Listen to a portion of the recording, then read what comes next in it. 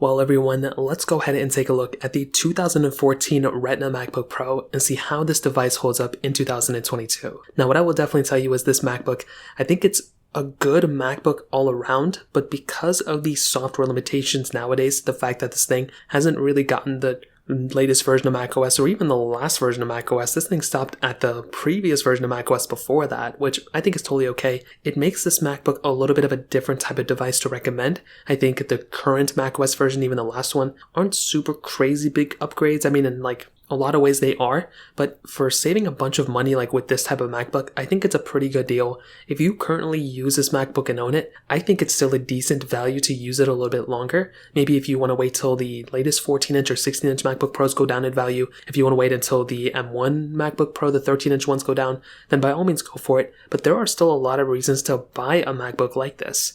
Now, if you want to pick up a MacBook, links will be down in the description. You can get them from there. You can help support the channel at the same time. Now, funny enough, this was one of the main MacBooks I used, and this was actually the first MacBook Pro I owned as a main person. I mean, before this, I was using Windows, and I believe I bought this in 2016, and when I bought it, I think I spent around $800 on it, which was a pretty decent deal at the time. Nowadays, you can do a lot more with $800 in my opinion, with the value of a MacBook you can get. But for this one, it was a pretty good deal at that time.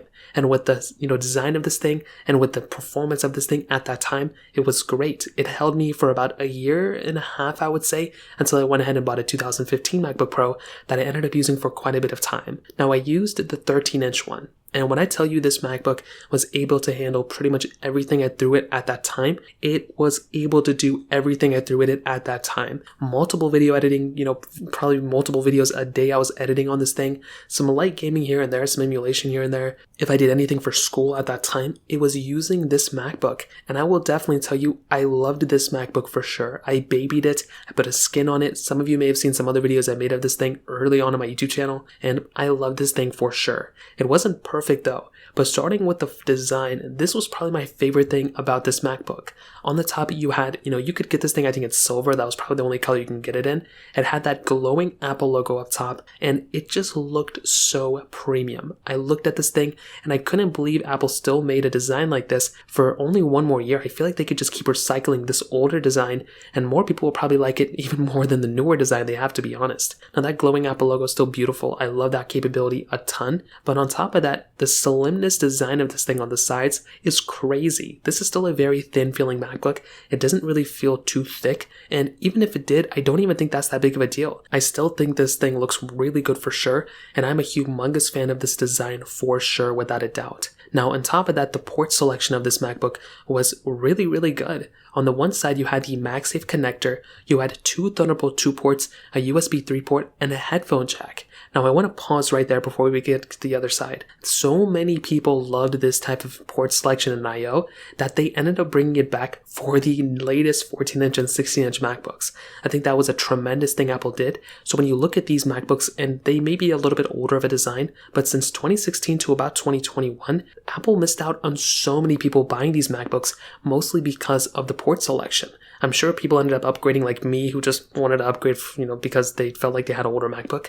But this design and this type of port selection is still top tier for sure. But then we get to the other side. We have another USB port, which is cool. We have an HDMI port, and we have a SD card slot. Now, right there is the biggest reason why I ended up buying another M1 Pro MacBook, because of the SD card slot. You would not believe how many times I still use an SD card. I use it every single day. But when I have a portable MacBook, I dock it up to a screen. But when I'm out and about, I don't want to go ahead and keep bringing a dongle with me. The only reason I use a dongle nowadays is because of the SD card. And with something like the M1 MacBook Pros, I just didn't want to carry a dongle with me, and I still do. It's very annoying.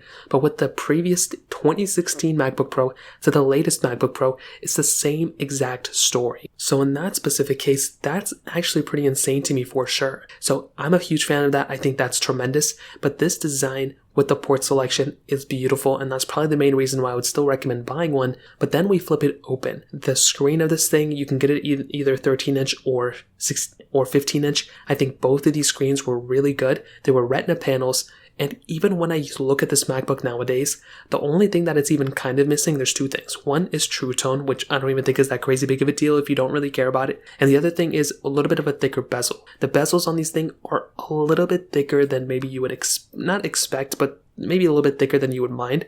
But I still see a ton of MacBooks and still a ton of, laptops that are being sold, and even a lot of monitors that are being sold that have super thick bezels. So I don't even think that's that crazy big of a deal. Is it an inconvenience a little bit? Like maybe, and who knows? But I don't think it's a big reason why you wouldn't go ahead and buy this MacBook. But the best reason of probably why you should buy a MacBook like this is with the keyboard inside. The keyboard of this thing was that completely full travel keyboard. They clicked in completely, and then you had that trackpad at the bottom that was a little bit smaller than the current MacBook trackpads, but most people love these types of MacBook trackpads.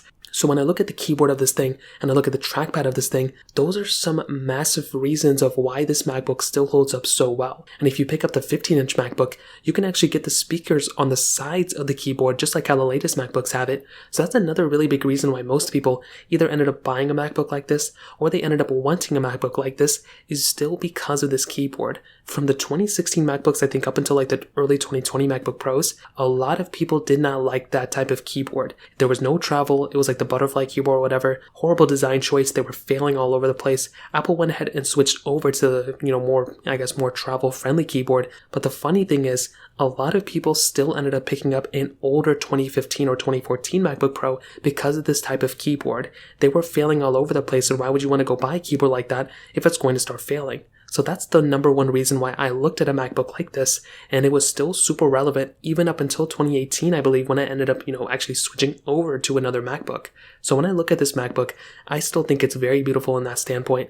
The only area where it kind of is a little bit different is probably in the performance segment. So with the base models, you will end up getting 8 gigabytes of memory that you can configure up to 16. I believe the 15-inch ones ended up having 8 gigabytes too, and you could switch it up to 16 or something like that. And this thing was not a complete powerhouse. I mean, that's kind of the interesting thing. You can get 2.6 gigahertz if you got the base models. They do go up to 2.8 gigahertz, but the main thing to keep in mind here is that compared to the latest MacBooks, they are just so great in the performance segment. They're much faster than any older MacBook. They're much more stable. They have, Apple Silicon inside of it. So that means Apple is really trying to transition their chipsets to being like the number one chipset. I think they're going to go ahead and start licensing some of these MacBook chipsets to other devices too. Who knows? We could see in the future. But when I look at this MacBook in the performance segment, when I stopped using this thing back in 2018, I was not complaining about the performance. I feel like the performance was great. There were a few other reasons why I ended up upgrading to a 2015 MacBook Pro, but I still think the performance of this thing is genuinely okay. It is not the best MacBook in terms of performance. It is not even I wouldn't even say it's a good value per dollar in terms of the performance segment, mostly because the 2015 MacBook Pro I think was a little bit better. But I feel like if you're a student, if you're not doing anything super technical, you're not doing anything crazy, I think this thing's still going to be a decent value. However, if you're wanting to go ahead and take it up a notch, if you're wanting to go ahead and do those kind of things, heavier intensive gaming, heavy video editing, those types of things, the M1 MacBook Air is probably the one I would recommend for you. And that's kind of how it's summed this video. I think the design and everything outside of the performance of this MacBook is still very good. I just feel like we're kind of spoiled now with the performance of these latest chipsets. And, if you're trying to save the most amount of money possible, then, for sure, buy something like this. Or maybe possibly I would probably recommend the 2015 MacBook. But if you have the opportunity to, I would probably recommend going for an M1 MacBook Air. Maybe save a little bit more money, then upgrade to that eventually. But that's kind of how I see this MacBook as of right now, in my opinion. So that kind of covers it up. If you have any other thoughts or questions, please let me know in the comment section below. Hit the like button, that would mean so much, but definitely hit that subscribe button. More importantly than everything else, I love every single one of you guys. Hopefully I'll catch you guys in the next video. Peace out till then.